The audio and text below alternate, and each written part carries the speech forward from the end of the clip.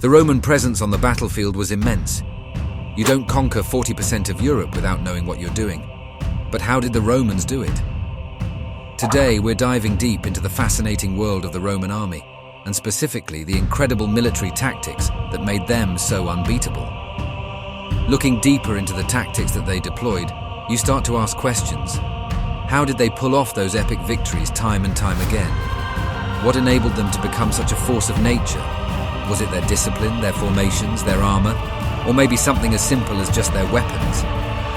Join me as we take a closer look at how the Roman army became such an epic force and uncover the secrets of Roman battle tactics to find out what made these ancient warriors so unstoppable.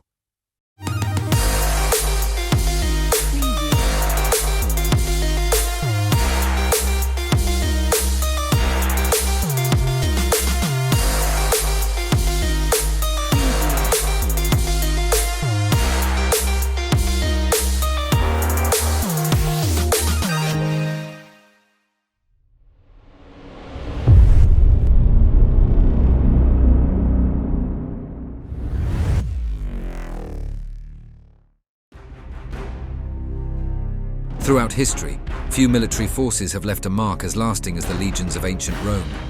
But have you ever wondered how they managed to conquer vast territories with such precision and efficiency?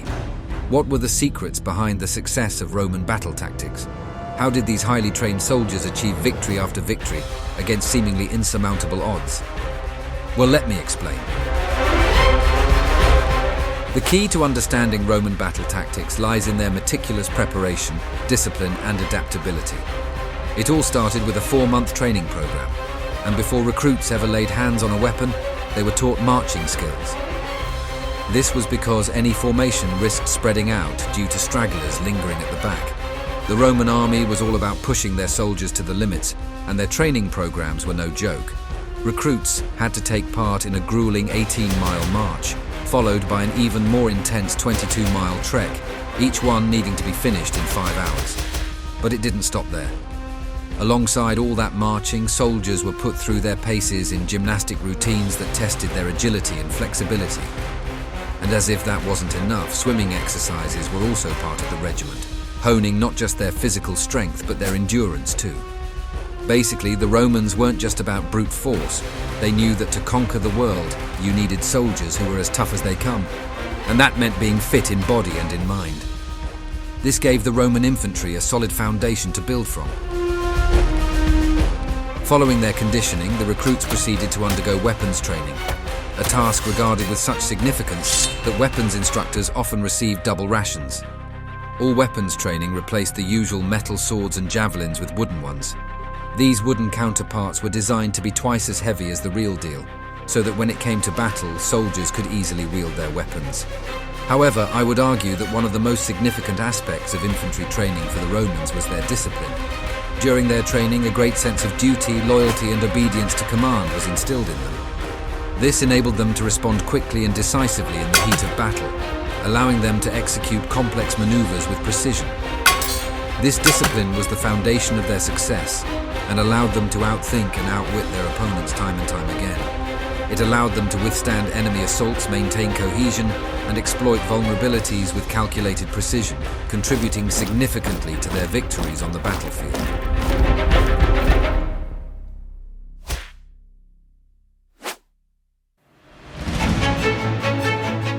A large role that discipline played was in the formations that were used by Roman armies. One of the most iconic ones used by the Romans was the testudo, more commonly known as the tortoise. Soldiers would hold their shields overhead, leaving only the front rows exposed. This created a shell-like armor, protecting them from spears and javelins coming. It allowed Roman soldiers to advance steadily toward their foes while minimizing casualties. The wedge formation became another favorite of the Roman infantry. Known as the Cuneus, it involved a concentrated force of soldiers advancing in a triangular shape, with the point aimed at the enemy's line. This formation allowed for greater advancement into enemy defenses, often causing disarray and confusion among opposing forces. The wedge was particularly effective in breaking through enemy formations and creating openings for the Roman army to exploit. The triple line formation was a key strategy employed by the Roman legions. This formation consisted of 3 staggered lines, with the first line comprising the youngest and least experienced soldiers, followed by the second line of battle-hardened veterans and the third line composed of the most seasoned troops. This arrangement provided both flexibility and resilience on the battlefield, allowing the Romans to adapt to changing conditions while maintaining a formidable front against their enemies. Furthermore, the triple line made it easier for the Roman legions to coordinate their movements and reinforce each other. This was a pivotal tactic in longer battles, as they were able to hack down the enemy as the fighting wore on and the opposition became more and more tired. Formations played a pivotal role in Roman battle tactics, defining the structure and coordination of their armies on the battlefield. The adoption of formations, such as the tortoise, showcased the Romans' strategic adaptability.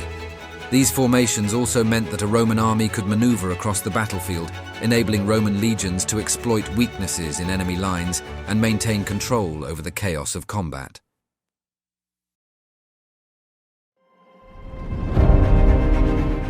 While discussing the battle formations, it becomes apparent that the Roman army's choice of weapons also played a vital role in the success of these tactics. A vital piece of equipment that played a pivotal role in their battle formations was the scutum. Standing amidst the ranks of Roman legionaries, shield in hand, ready to face the impending onslaught from the enemy, the scutum wasn't just any shield, it was a barrier, a barricade against an enemy assault. Crafted from layers of wood and covered in tough leather, this iconic rectangular shield provided not just protection, but a sense of security for its bearer. Its curved shape allowed for greater coverage, while its sturdy construction made it capable of withstanding the blows of swords, spears, and projectiles. But the scutum was more than just a defensive tool. It was also a symbol of unity and strength. As legionaries formed the tortoise, their shields overlapping, they would advance with an unstoppable force.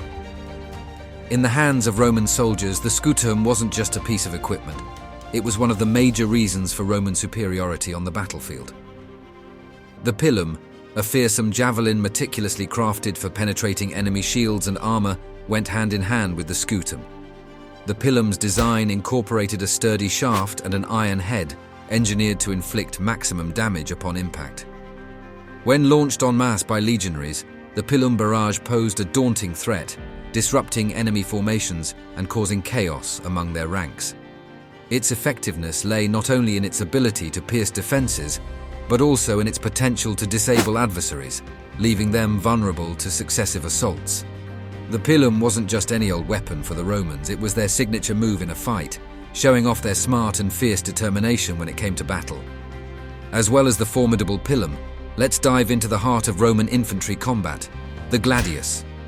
Picture this: you're a Roman legionary, standing shoulder to shoulder with your comrades, the enemy looming just yards away. In your hand you wield the gladius, a weapon that's more than just a sword. It's your ticket to survival in the chaos of battle. This short sword isn't about flashy moves or fancy footwork, it's about sheer efficiency. With its sharp double-edged blade, the gladius was designed for up-close and personal combat.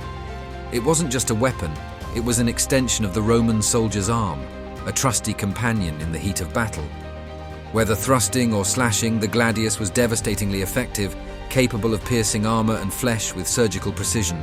Its compact size allowed for quick, nimble strikes, giving Roman soldiers the edge they needed to emerge victorious.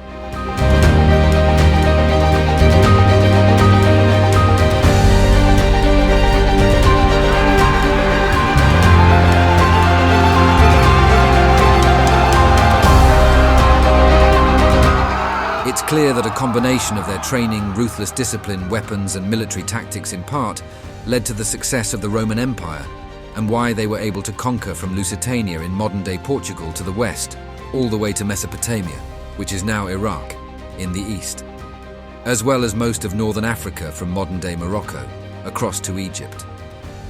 The Roman Empire was relentless in its ambition, and this combined with its military helped it to become one of the biggest empires that the world has ever seen. Did you find these Roman battle tactics intriguing? Drop your thoughts in the comments below. I'm curious to hear which strategies you think were the most effective on the ancient battlefield. And hey, if you enjoyed the video, show it some love with a thumbs up. Don't forget to subscribe for more fascinating insights into ancient warfare. We've got plenty more where this came from. And hit that notification bell so you never miss a new episode. Until next time, keep digging into history and uncovering those hidden gems.